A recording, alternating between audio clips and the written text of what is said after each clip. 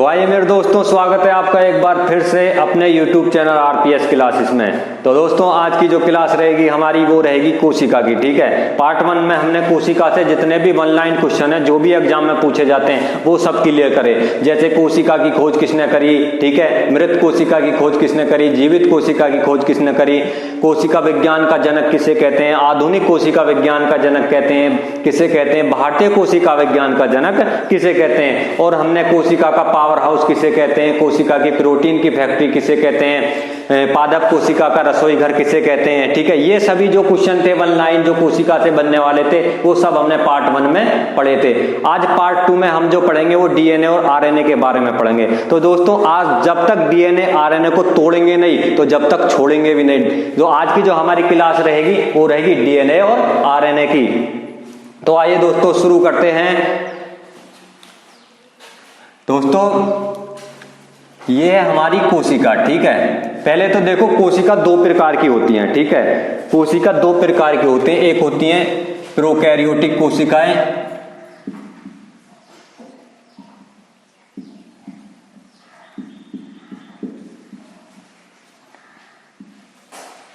Prokaryotic कोशिकाएं, और एक होती हैं यूकैरियोटिक कोशिकाएं।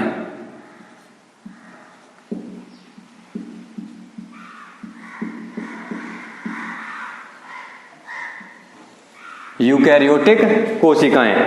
अब देखो इनमें अंतर पूछ लेता है कि यूकैरियोटिक कोशिकाओं में प्रोकैरियोटिक कोशिकाओं में क्या अंतर होता है। ठीक है, अगर हम अंतर की बात करें तो सबसे पहले देखो कोशिका भित्ति है ना, सबसे पहले है कोशिका भित्ति।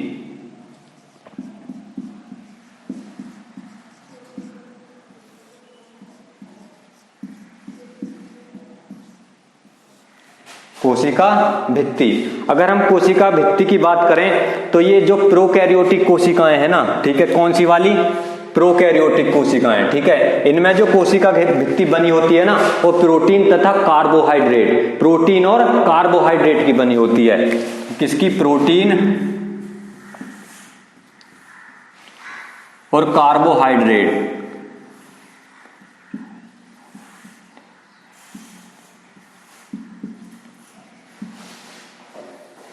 प्रोटीन और कार्बोहाइड्रेट की बनी होती है कोशिका भित्ति। कौन सी कोशिकाओं में, प्रोकैरियोटिक कोशिकाओं में। अब अगर हम देखें यूकैरियोटिक कोशिकाओं में तो यूकैरियोटिक कोशिकाओं में ये जो बनी होती है ना कोशिका भित्ति, ये बनी होती है सेल्यूलोज की।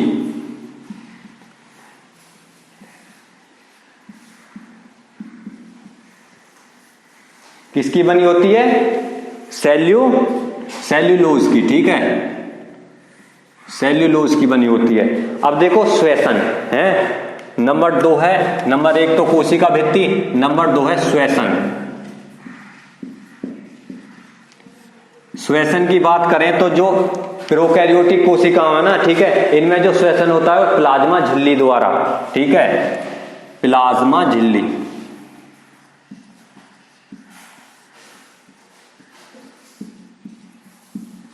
इनमें जो श्वसन होता है प्लाज्मा झिल्ली द्वारा।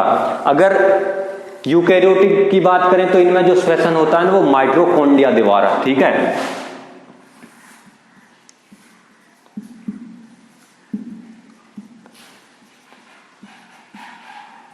माइटोकॉन्ड्रिया द्वारा। ठीक है, अब देखो प्रकाश संश्लेषण, नंबर 3 है प्रकाश संश्लेषण।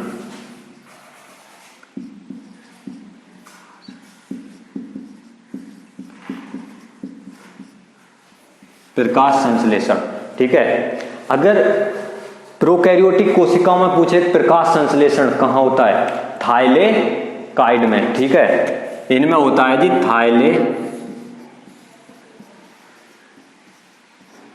थाइलेकाइड में। अब देखो अगर यूकैरियोटिक की पूछ ले तो यूकैरियोटिक में कहां होता है, क्लोरोप्लास्ट के अंदर। ठीक है,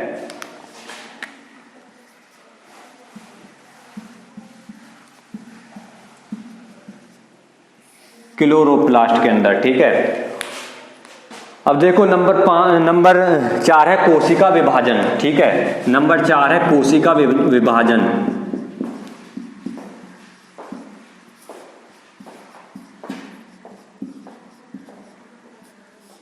कोशिका विभाजन। ठीक है, तो कोशिका विभाजन अगर प्रोकैरियोटिक में पूछ ले तो कैसा इनमें कोशिका विभाजन होता है, इनमें अधसूत्री प्रकार का कोशिका विभाजन होता है, ठीक है।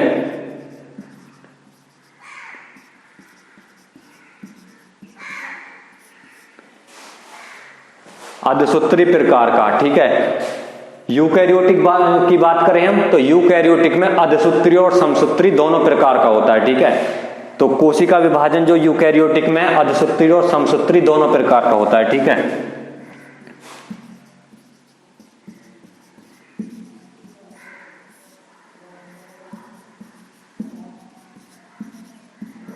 अधसूत्री और समसूत्री दोनों प्रकार का होता है। अब देखो अगर लिंग प्रजनन की हम बात करें, ठीक है, नंबर 5 है लिंग प्रजनन।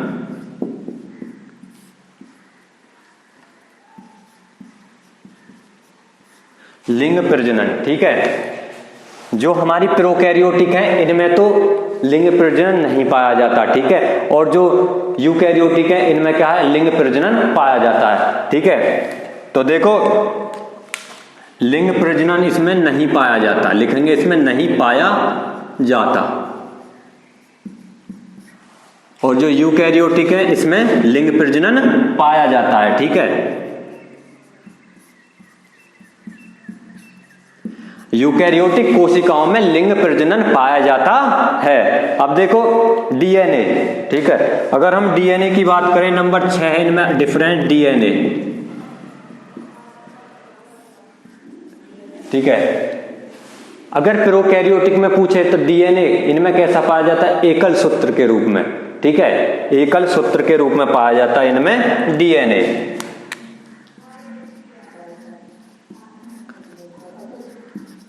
एकल सूत्र के रूप में पाया जाता है इसमें डीएनए।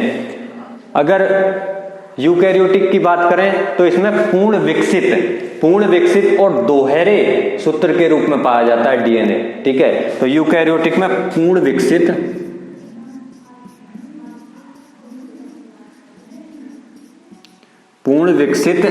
और दोहरे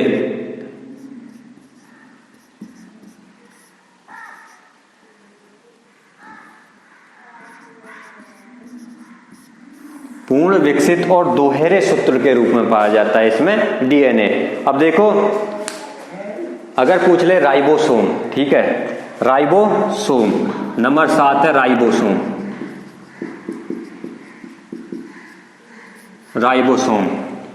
राइबोसोम जो प्रोकैरियोटिक कोशिका इसमें जो पाए जाते हैं 70S प्रकार के, ठीक है। इनमें जो पाए जाते हैं राइबोसोम 70S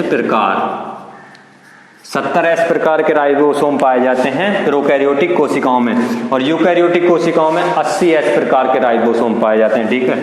इसमें पाए जाते हैं 80S प्रकार के, 80S प्रकार के, ठीक है। अब अगर आपसे पूछ ले माइटोकॉन्ड्रिया, ठीक है, तो माइटोकॉन्ड्रिया भी लिख लेना वैसे, ठीक है। माइटोकॉन्ड्रिया जो प्रोकैरियोटिक कोशिका है ना इनमें अनुपस्थित रहता है और जो यूकैरियोटिक है इसमें उपस्थित रहता है, ठीक है। अगर अब गोल्जिकाए, ठीक है, गोल्जिकाए पूछे तो ये हमारी जो प्रोकैरियोटिक कोशिकाएं इनमें भी गोल्जिकाए अनुपस्थित रहता है और जो यूकैरियोटिक कोशिकाएं इनमें जो गोल्जिकाए उपस्थित रहता है। अब देखो केंद्रक झिल्ली, ठीक है, केंद्रक झिल्ली प्रोकैरियोटिक कोशिकाओं में अनुपस्थित होती है और जो यूकैरियोटिक कोशिकाएं उनमें उपस्थित रहती है, ठीक है। तो चलिए अब अगर आपसे पूछे कोशिका भित्ति, ठीक है, अगर पूछे कोशिका भित्ति तो प्रोकैरियोटिक कोशिकाओं में कोशिका भित्ति जो है प्रोटीन और कार्बोहाइड्रेट की बनी रहती है। यूकैरियोटिक कोशिकाओं में सेलुलोज की बनी रहती है, ठीक है। अब देखो श्वसन पूछ ले तो जो प्रोकैरियोटिक कोशिकाओं उनमें प्लाज्मा झिल्ली द्वारा श्वसन होता है, यूकैरियोटिक कोशिकाओं में माइटोकॉन्ड्रिया द्वारा श्वसन होता है। अब देखो प्रकाश संश्लेषण प्रोकैरियोटिक में थाइलेकाइड में होता है और यूकैरियोटिक में क्लोरोप्लास्ट, ठीक है, ये यहाँ है। यूकैरियोटिक में क्या होता है, क्लोरोप्लास्ट के अंदर। अब देखो कोशिका विभाजन, जो प्रोकैरियोटिक कोशिका उनमें अधसूत्री विभाजन पाया जाता है और जो यूकैरियोटिक कोशिका उनमें अधसूत्री और समसूत्री दोनों प्रकार का, ठीक है। अब देखो डीएनए, जो प्रोकैरियोटिक कोशिकाएं उनमें एकल सूत्र के रूप में डीएनए पाया जाता है और यूकैरियोटिक में पूर्ण विकसित और दोहरे सूत्र के रूप में। ठीक है, अब देखो राइबोसोम, जो राइबोसोम है प्रोकैरियोटिक कोशिकाओं में 70 एस प्रकार के राइबोसोम पाए जाते हैं और यूकैरियोटिक कोशिकाओं में 80 एस प्रकार के राइबोसोम पाए जाते हैं। अब अगर आपसे पूछ ले माइटोकॉन्ड्रिया, तो जो प्रोकैरियोटिक कोशिकाएं इनमें अनुपस्थित रहता है और यूकैरियोटिक कोशिकाओं में उपस्थित रहता है। ठीक है, अब अगर आपसे पूछ ले केंद्रक झिल्ली, तो जो प्रोकैरियोटिक कोशिकाएं इनमें अनुपस्थित रहती है और यूकैरियोटिक में उपस्थित रहती है। ठीक है, अगर आपसे पूछ ले गोल्जिकाए, तो प्रोकैरियोटिक कोशिकाओं में अनुपस्थित रहती है ये भी, और जो यूकैरियोटिक है इनमें उपस्थित रहता है। ठीक है, अब चलते हैं कोशिका की तरफ। ठीक है, तो देखो किसी भी सजीव के निर्माण की सबसे छोटी क्रियात्मक और संरचनात्मक इकाई क्या है? कोशिका है। ठीक है, इस बात को हम नहीं कह रहे, किसने कहा? रॉबर्ट हुक ने। ठीक है, तो रॉबर्ट हुक ने क्या कहा? रॉबर्ट हुक ने कहा कि किसी भी सजीव के निर्माण की सबसे छोटी क्रियात्मक और संरचनात्मक इकाई क्या है? कोशिका है। ठीक है, तो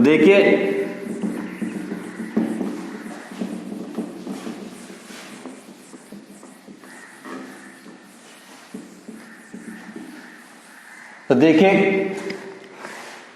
अब कोशिका के बारे में हम पढ़ेंगे। अब देखिए रॉबर्ट हुक ने क्या कहा, किसी भी सजीव के निर्माण की सबसे छोटी क्रियात्मक और संरचनात्मक इकाई क्या है? कोशिका है। ठीक है, अब देखो जब किसी सजीव का निर्माण होता है तो क्या बनता है? जब किसी सजीव का निर्माण होता है तो पहले क्या बनते हैं? पहले बनते हैं ये युग्मनज। ठीक है, जिसको हम जाइगोट कहते हैं। ठीक है, युग्मनज या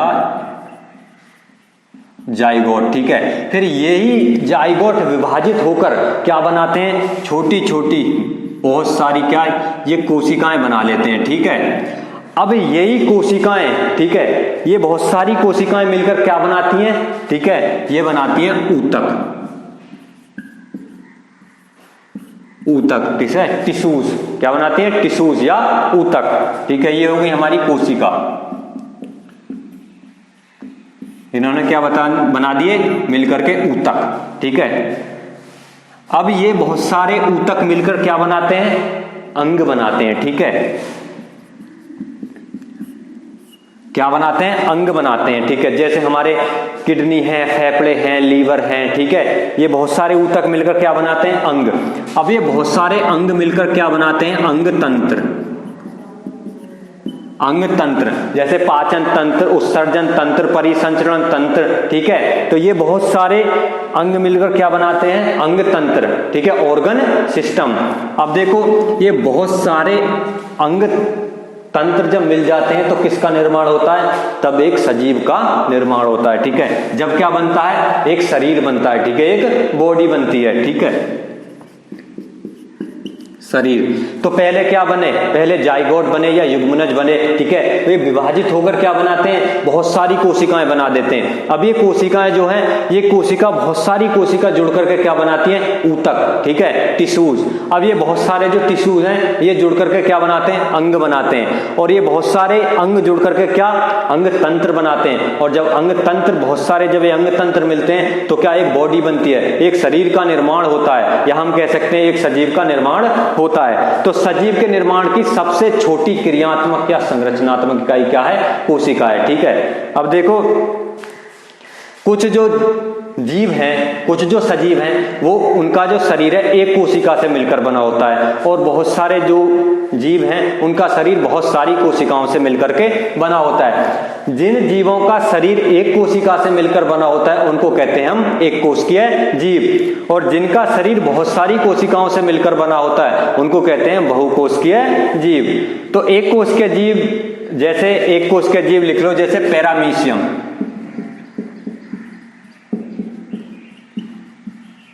पैरामीशियम युगलिना, अमीबा और यीस्ट, ये सब कैसे हैं? ये सब एक कोशिकीय जीव हैं। ठीक है, ये कैसे हैं? एक कोशिकीय जीव हैं। अगर हम बात करें मनुष्य, जीव जंतु, पेड़ पौधे, ये कैसे हैं? ये बहुकोशिकीय जीव हैं, ठीक है।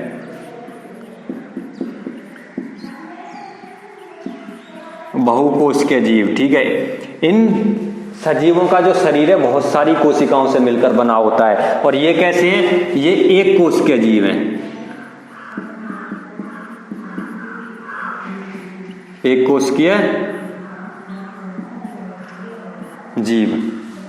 तो ये कैसे जीव हैं? एक कोशिकीय जीव, ठीक है, जिनका निर्माण एक कोशिका से बना मिलकर होता है। जिन सजीवों का निर्माण उनको कहते हैं हम एक कोशिकीय जीव। जैसे अमीबा, पैरामीशियम, यूग्लिना और यीस्ट, ये कैसे? ये एक कोशिकीय जीव हैं। इनका शरीर जो है एक कोशिका से मिलकर बना होता है। और जो मनुष्य, जीव जंतु, पेड़ पौधे, ये बहुकोशिकीय जीव हैं। इनका शरीर बहुत सारी कोशिकाओं से मिलकर बना होता है। चलिए अब देखो,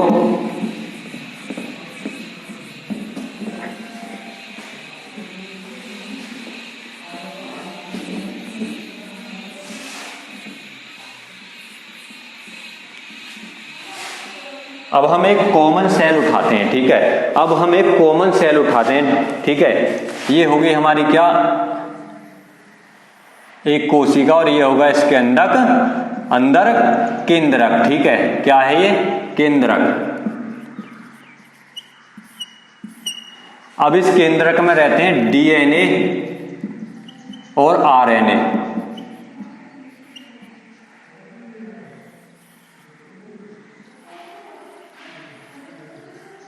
ठीक है।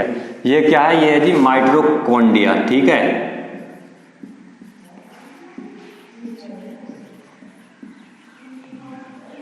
माइटोकॉन्ड्रिया।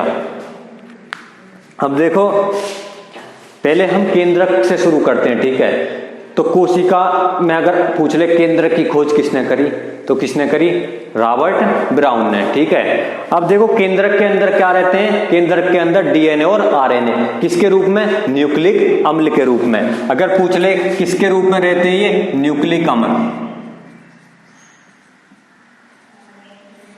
एसिड, न्यूक्लिक अम्ल के रूप में। अब अगर आपसे पूछे केंद्रक के अलावा कोशिका में डीएनए कहां पाया जाता है, तो केंद्रक के अलावा कोशिका में डीएनए कहां पाया जाता है? माइटोकॉन्ड्रिया के अंदर।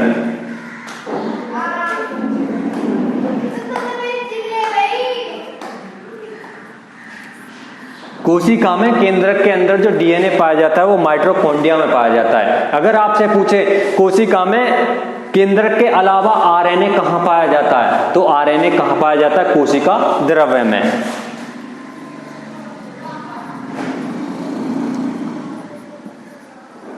ठीक है, यहां जो भरा हुआ ये द्रव्य है, ठीक है, इसको हम कहते हैं कोशिका द्रव्य। तो यहीं इस कोशिका द्रव्य के अंदर क्या पाया जाता है? आरएनए। अब दो क्वेश्चन क्लियर हुए। केंद्रक के अलावा पूछ ले डीएनए कहां है? माइटोकॉन्ड्रिया के अंदर। अगर पूछे केंद्रक के अलावा कोशिका में आरएनए कहां पाया जाता है, तो आरएनए कहां पाया जाता है? कोशिका द्रव्य के अंदर। अब देखो आरएनए, ठीक है,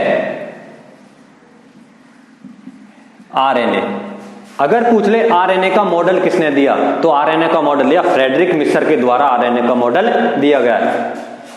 किसने दिया मॉडल?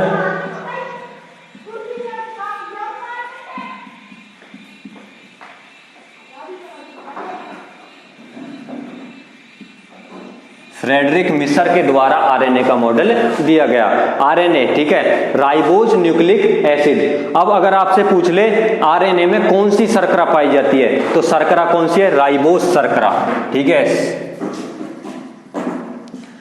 शर्करा है राइबोज, राइबोज शर्करा, ठीक है। आरएनए का काम क्या होता है? ठीक है, आरएनए का काम होता है प्रोटीन बनाना और उसका संश्लेषण करना, ठीक है। तो इसका कार्य क्या है? अगर कार्य पूछ ले आरएनए का, तो कार्य है प्रोटीन का निर्माण,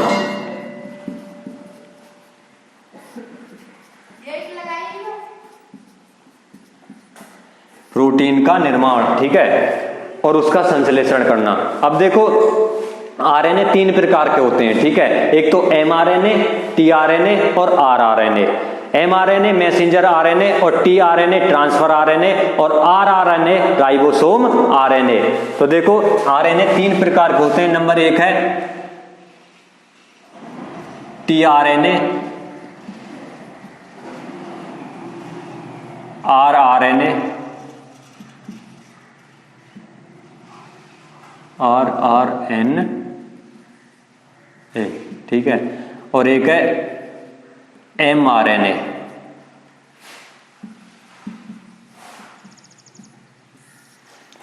आरएनए कितने प्रकार के होते हैं? 3 प्रकार के, tRNA, rRNA, mRNA, ठीक है। अब देखो tRNA, ठीक है, tRNA, इसको कहते हैं हम ट्रांसफर आरएनए, ठीक है, ट्रांसफर आरएनए।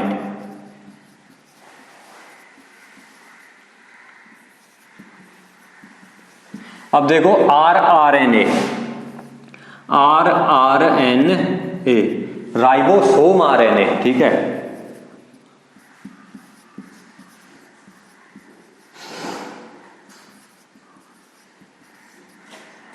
अब है mRNA, मैसेंजर आरएनए, छोटे है m, ठीक है, mRNA।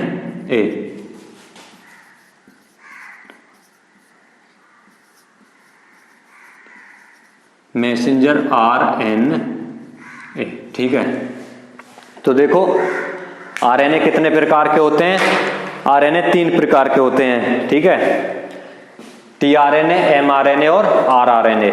अब अगर आपसे इनके कार्य पूछ ले, ठीक है, तो tRNA, ठीक है, जिसको कहते हैं हम ट्रांसफर आरएनए, ठीक है। तो सबसे पहले देखो कार्य राइबोसोम आरएनए, ये जो राइबोसोम आरएनए है, ठीक है, rRNA, राइबोसोम आरएनए का कार्य है प्रोटीन बनाना, ठीक है।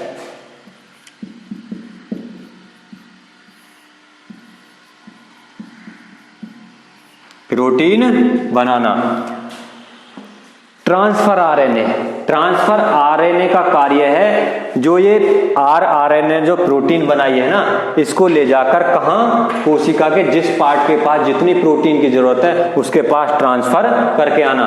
हिंदी में हम इसको कहते हैं कहाँ? ट्रांसफर आरएनए, ठीक है, ट्रांसफर ही कहते हैं, ठीक है, ट्रांसफर आरएनए, ठीक है। तो इसका कार्य जो rRNA ने जितनी भी प्रोटीन बनाई है उसको ले जाकर कहाँ ये ट्रांसफर करता है? कहाँ? कोशिका के जिस पार्ट के पास जितनी भी प्रोटीन की आवश्यकता है। mRNA क्या है? मैसेंजर आरएनए, या हम कह सकते हैं इसको संदेशवाहक आरएनए, ठीक है।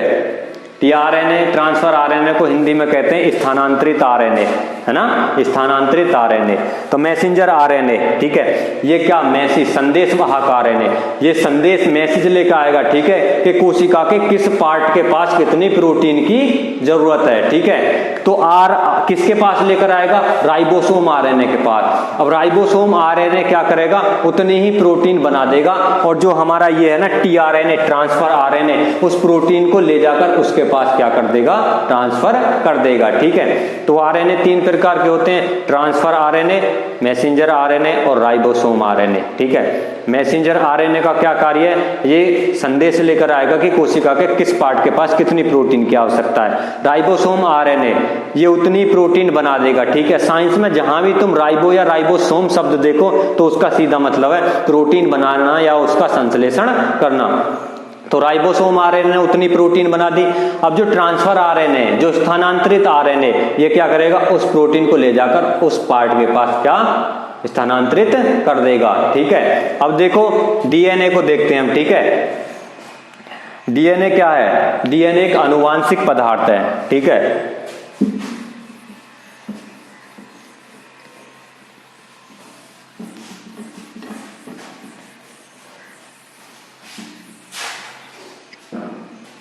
डीएनए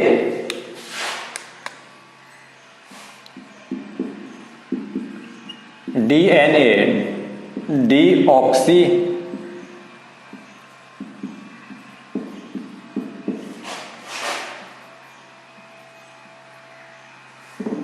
डीऑक्सीराइबोज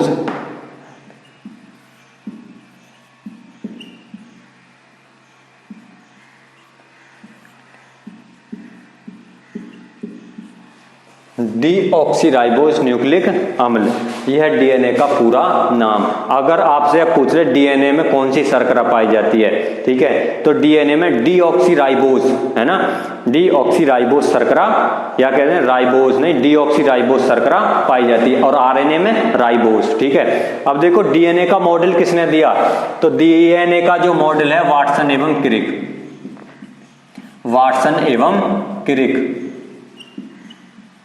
डीएनए का मॉडल वाटसन और क्रिक ने दिया। अब ठीक है, डीएनए एक अनुवांशिकी पदार्थ है। ठीक है, अनुवांशिक पदार्थ क्यों है, क्योंकि डीएनए के ऊपर लगे होते हैं क्या, क्रोमोसोम, जिसको कहते हैं हम गुणसूत्र, और गुणसूत्र के ऊपर क्या लगे हुए होते हैं, जीन, और जीन का कार्य क्या है, अनुवांशिक लक्षणों को पीढ़ी दर पीढ़ी आगे ले जाना, तो इसलिए डीएनए को हम क्या कहते हैं, अनुवांशिक पदार्थ। अब देखो डीएनए, अब डीएनए की संरचना की अगर हम बात करें तो डीएनए की संरचना द्विकुंडलीय संरचना होती है डीएनए की। ठीक है, डबल हेलिक्स मॉडल, तो डीएनए की संरचना आपने किताबों में देखी होगी। ठीक है, तो डीएनए की संरचना कुछ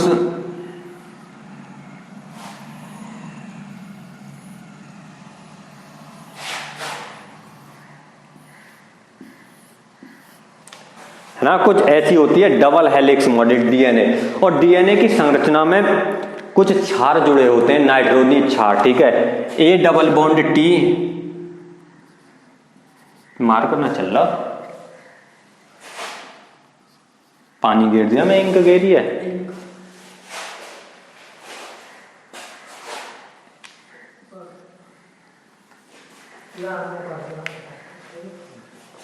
डीएनए की संरचना में क्षार जुड़े होते हैं। ठीक है, A double bond T, C triple bond G, ऐसे करके जुड़े होते हैं कुछ। ठीक है, A double bond T, C triple bond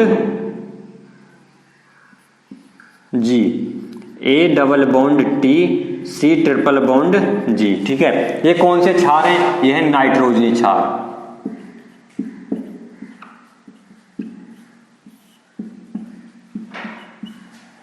अब ये जो बॉन्ड हैं, ठीक है, ये कौन से बॉन्ड हैं, ये हाइड्रोजन बंध या हाइड्रोजन आबंध। ठीक है, ये बॉन्ड हैं हाइड्रोजन,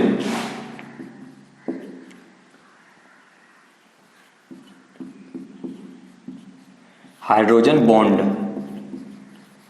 तो डीएनए की संरचना में जो बॉन्ड जुड़े होते हैं, ये वाले ए डबल बॉन्ड टी और ये ट्रिपल बॉन्ड, ये कौन से बॉन्ड हैं, ये हाइड्रोजन बंध हैं, या कह सकते हैं डीएनए की संरचना में हाइड्रोजन आबंध जुड़े हुए होते हैं। और जो ये जो क्षार हैं, ठीक है, ए एडेनिन किसके साथ जुड़ा हुआ है, एडेनिन थाइमिन के साथ, और साइटोसिन ग्वानिन के साथ। तो डीएनए की संरचना में अगर पूछ ले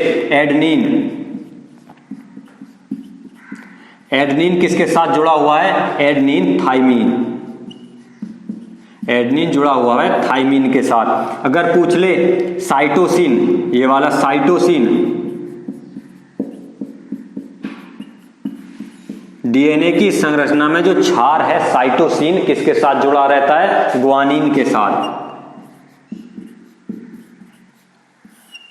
तो देखो डीएनए की संरचना में जो नाइट्रोजनी क्षार जुड़े हुए होते हैं, एडेनिन थाइमिन के साथ जुड़ा है और साइटोसिन ग्वानिन के साथ। अब यहीं अगर हम आरएनए की संरचना की बात करें तो आरएनए की संरचना, ठीक है, एक कुंडलीय संरचना होती है आरएनए की। ठीक है, ये होती है आरएनए की संरचना, मतलब एक कुंडली वाली संरचना। अब देखो इसमें भी बॉन्ड जुड़े होते हैं। ठीक है, ए डबल बॉन्ड एडेनिन किसके साथ जुड़ा था, थाइमिन के साथ। लेकिन आरएनए की संरचना में एडेनिन किसके साथ जुड़ा है, adenine A double bond U के साथ, और C triple bond G, A double bond U, C triple bond G. ठीक है, तो आरएनए की संरचना में जो एडेनिन है ना, वो किसके साथ जुड़ा हुआ है, यूरेसिल के साथ, यूरेसिल के साथ जुड़ा रहता है। बस थोड़ा सा डिफरेंस है, जो एडेनिन है ना वो किसके साथ है, यूरेसिल के साथ। लेकिन डीएनए में जो एडेनिन है किसके साथ जुड़ा हुआ था, थाइमिन के साथ। तो देखो अब एडेनिन, ठीक है,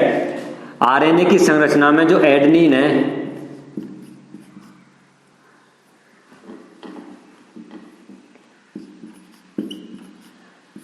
एडनिन यूरेसिल के साथ जुड़ा है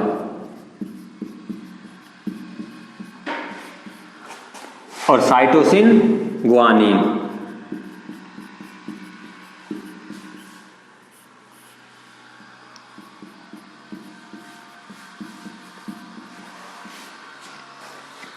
तो क्वेश्चन पूछेगा आपसे आरएनए की संरचना में जो एडनिन है, ठीक है, एडनिन किसके साथ जुड़ा हुआ है आरएनए की संरचना में? तो आरएनए की संरचना में एडनिन यूरेसिल के साथ जुड़ा रहता है, ठीक है। और डीएनए की संरचना में जो एडनिन है किसके साथ है? थाइमिन के साथ। तो ये थोड़ा सा डिफरेंस है इनमें। तो देखो डीएनए का मॉडल किसने दिया? वाटसन और क्रिक ने, ठीक है। डीएनए क्या है? एक अनुवांशिक पदार्थ है। अनुवांशिक पदार्थ क्यों है? क्योंकि डीएनए के ऊपर क्या लगे रहते हैं? डीएनए के ऊपर लगे रहते हैं गुणसूत्र, और गुणसूत्र के ऊपर लगे हुए हैं जीन, ठीक है। तो जीन का कार्य क्या है? अनुवांशिक लक्षणों को पीढ़ी दर पीढ़ी आगे ले जाना। तो इसीलिए हम डीएनए को कहते हैं अनुवांशिक पदार्थ। अब देखो डीएनए की जो संरचना है ना, डीएनए की द्विकुंडलीय संरचना है, डबल हेलिक्स मॉडल। तो डीएनए की संरचना में कुछ नाइट्रोजनी क्षार जुड़े रहते हैं, एडनिन थाइमिन के साथ, साइटोसिन ग्वानिन के साथ, ठीक है। और अगर आरएनए की बात करें तो आरएनए की संरचना में जो एडनिन है वो यूरेसिल के साथ जुड़ा रहता है, ठीक है। अब देखो डीएनए एक अनुवांशिक पदार्थ है, तो डीएनए के ऊपर क्या लगे हुए हैं? गुणसूत्र है ना। तो अब देखो हम गुणसूत्रों को पढ़ेंगे कि गुणसूत्र कितने प्रकार के होते हैं ना। तो मनुष्य में कितने गुणसूत्र पाए जाते हैं? 22 जोड़ी, है ना। 22 ने 23 जोड़ी गुणसूत्र, 23 दूनी 46, तो टोटल 46, 23 जोड़ी गुणसूत्र पाए जाते हैं मनुष्य में।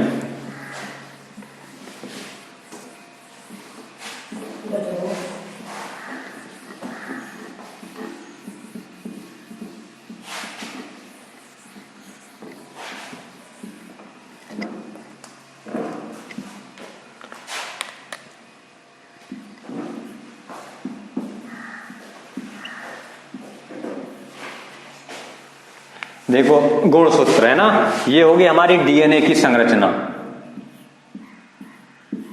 डीएनए की संरचना। और यहां क्या लगे रहते हैं? यहां लगे रहते हैं इसमें गुणसूत्र, ठीक है। ये हो गए गुणसूत्र और इनके ऊपर लगे रहते हैं जीन, ठीक है। गुणसूत्र के ऊपर क्या लगे रहते हैं? जीन, ठीक है। अब देखो गुणसूत्र दो प्रकार के होते हैं, ठीक है। एक तो ऑटोसोम और एलोसोम। जो गुणसूत्र हैं ये दो प्रकार के हैं। नंबर 1 है ऑटोसोम,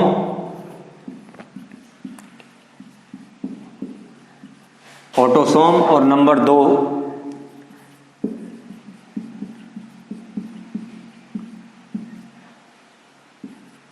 तो गुणसूत्र दो प्रकार के, नंबर 1 ऑटोसोम्स और एलोसोम।